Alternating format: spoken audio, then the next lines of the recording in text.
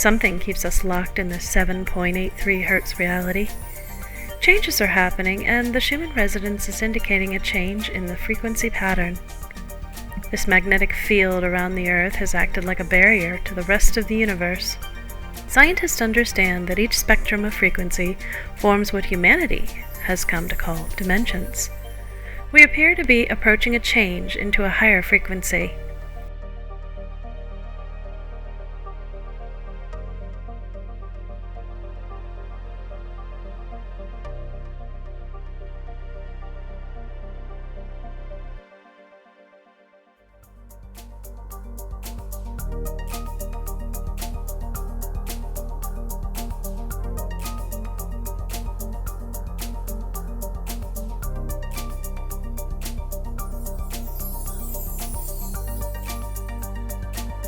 What has been called junk DNA may well be potential DNA that could function under a higher frequency range.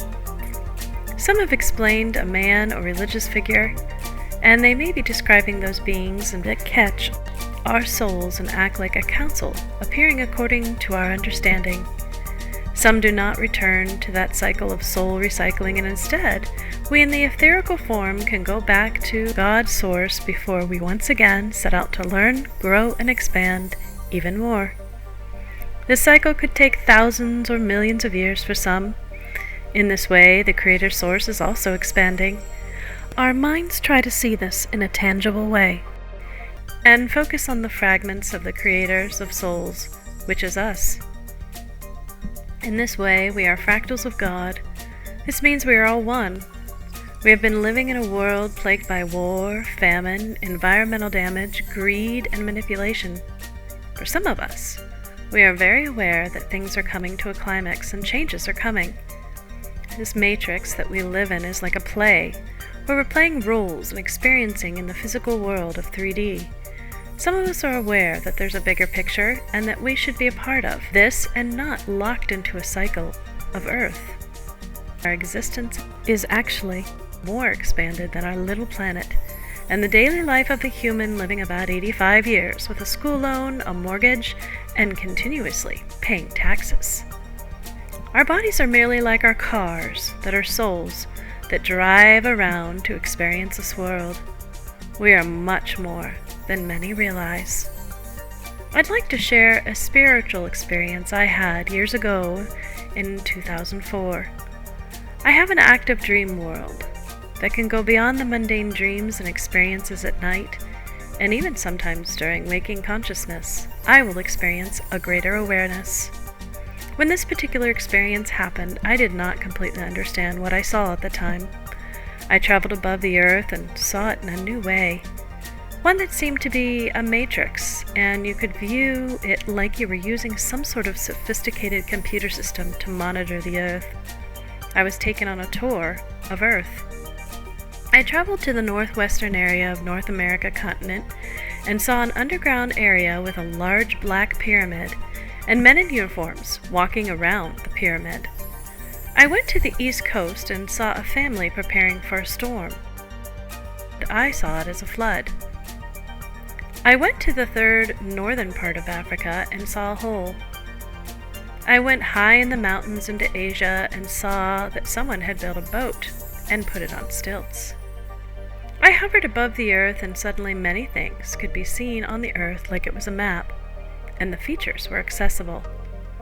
I was then pulled back from the veil of our reality, where we think that everyday life is normal and that this is all there is. I was then taken to a place that turned into a room. In that space, I sat at a table, and I was there to give a case for humanity. Another being came into that space, and I sent him away. I had no fear.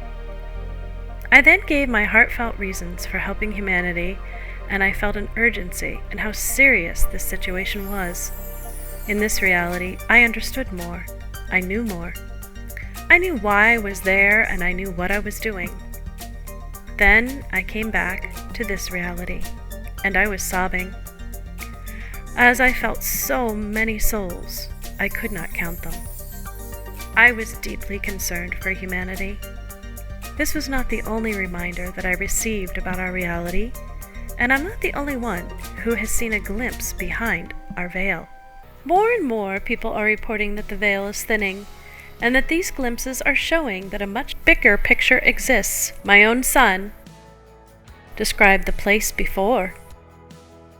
He explained that sometimes they are nice to you and sometimes they are not. He said they can look different ways. He said he did not like it there. He said he was lonely, and he wanted a family. He wanted a mommy. He said he saw me and said yes. My son came with full memory of a past life with details beyond what a child could make up at such a young age. It also made my experience in 2004 make more sense. The idea that we are erased and must start with no memory each time seems like a cruel joke for those of us who are at a point where we are pondering these things. Perhaps we are in a matrix, a type of artificial system that catches souls and recycles them. It is conceivable, then, that the Creator Source is much bigger than the idea of a man on a throne, and that the Creator exists far beyond a place that souls can get stuck.